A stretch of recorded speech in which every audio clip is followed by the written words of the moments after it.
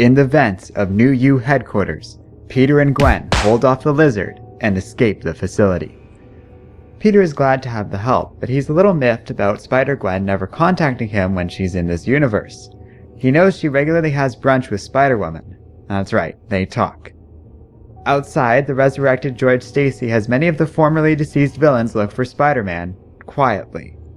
The clones still cannot be seen, as they aren't ready to go public just yet.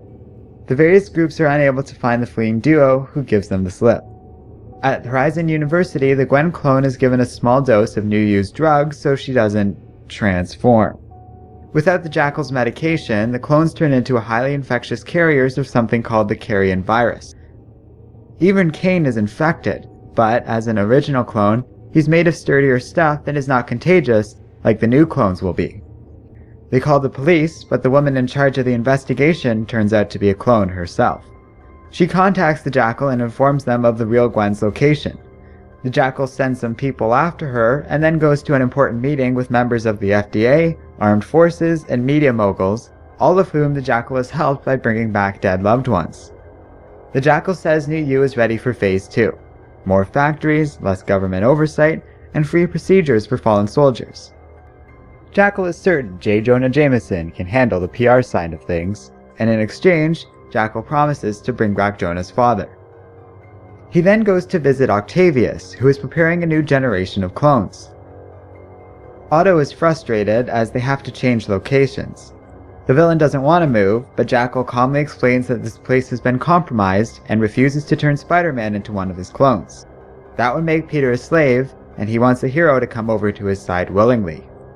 Otto scoffs at this. He's been inside Peter's mind. There's no way he'd ever consent to something like this. But Jackal isn't worried. He has exactly what Peter wants. Spider-Man lends Gwen one of his web shooters and they head out.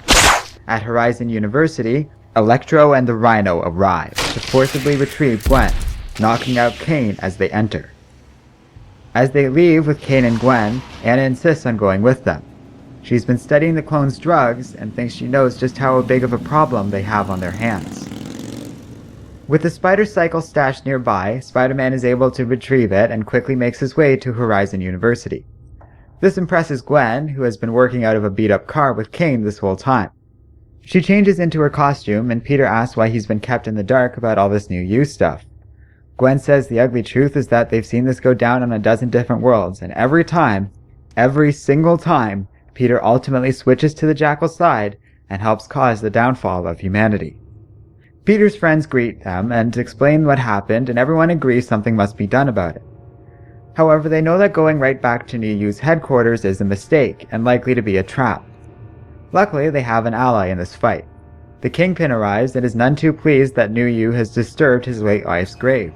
He freely gives the Jackal's location, saying that Spider-Man will owe him for this. However, our hero disagrees. The Jackal cloned Kingpin's wife and son. He messed with Fist's family, and no doubt he wants the Jackal taken down as bad as Spider-Man does.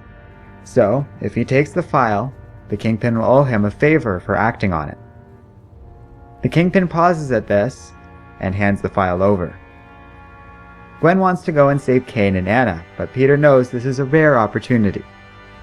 He has her go and save her friends, while he sets out to end things with the Jackal once and for all. Outside of town, Jackal is in the midst of a deal with some men for an important inbound shipment. As they settle the deal, Spider-Man appears and attacks. The Jackal proves to be a match against Peter and is even able to outmaneuver him, shocking Spider-Man. Miles Warren was never that fast. But this is no Miles Warren. His name is Ben Reilly. This shocks Peter, but Ben insists that the New U cloning process has refined things. He remembers dying. He remembers burning up in Peter's arms. But he's back. Anyone can come back. With Parker Industries' resources, they can go global with the cloning process. Nobody would die, and together, they could even bring him back. The man in this container. They can save Uncle Ben.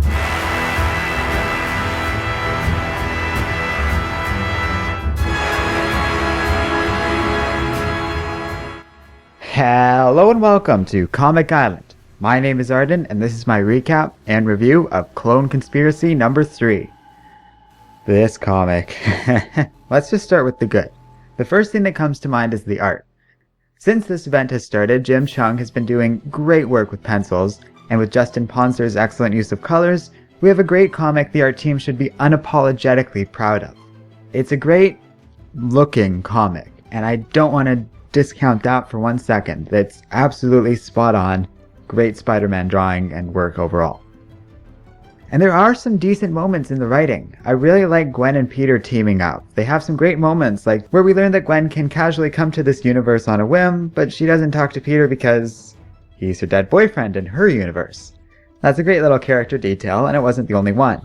Even when they kind of shared web shooters, that was a cute little thing, and there's just some chemistry there that's kind of neat.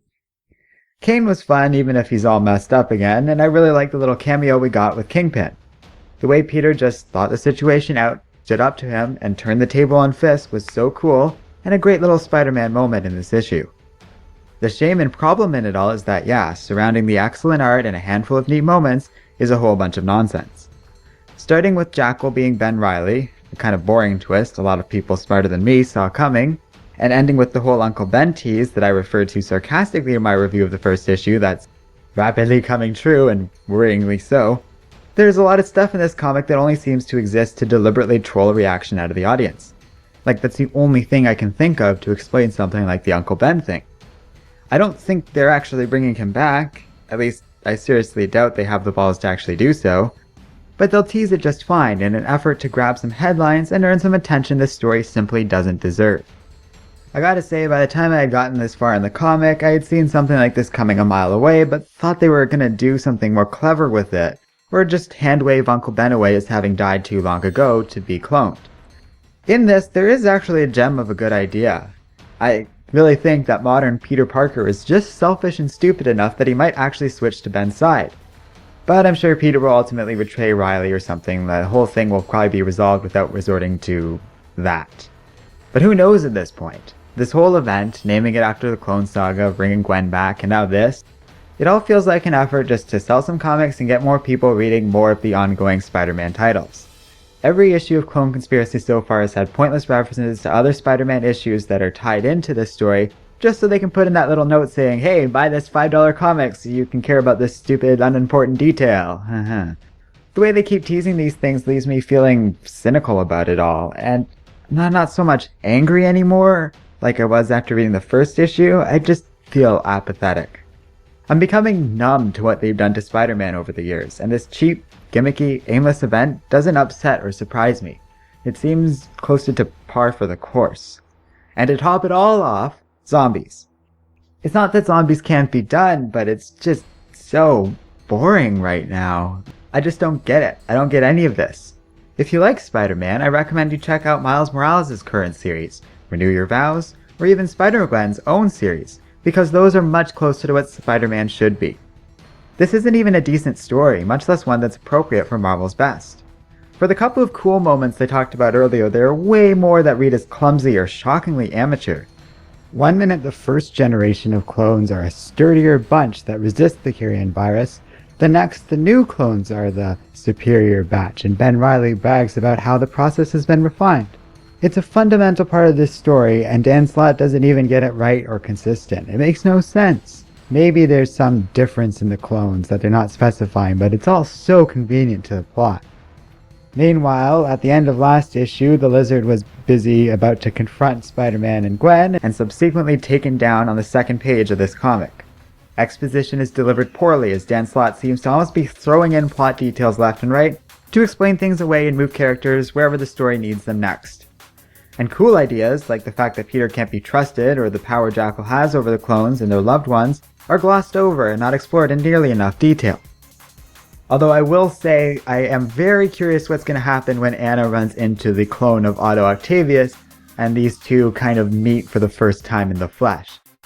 That little holdover from Superior Spider-Man is a very interesting plot detail I hope they capitalize on. Meanwhile, while I don't particularly care myself, I can only imagine how Ben Reilly fans are feeling right now, and I can hardly blame them. They have every right to be upset over what feels like a prime example of blatant character assassination. It is possible I am being too mean once again. I feel like I have given this story a fair chance, but it's just so dumb. Which isn't to say that if you like this, I think you're stupid. I can see the value in this. but I can also see the weaknesses. I wish I could have the level of mindfulness that I could just ignore this stuff and enjoy the story as presented. But there isn't enough offered here for me to get past all the salesmanship and soullessness that I see in this story. It's heartbreaking to see this happen to one of my favorite heroes. Nope, let's fix that. It is heartbreaking to see this happen to my favorite superhero. This bums me out in a way that reminds me of the comic that must not be named. And that's the scariest thought I've had all day.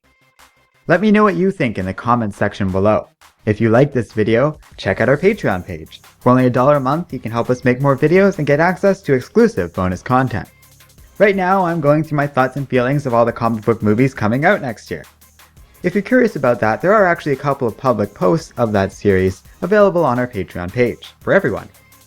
And as always, don't forget to like, subscribe, and keep reading comics.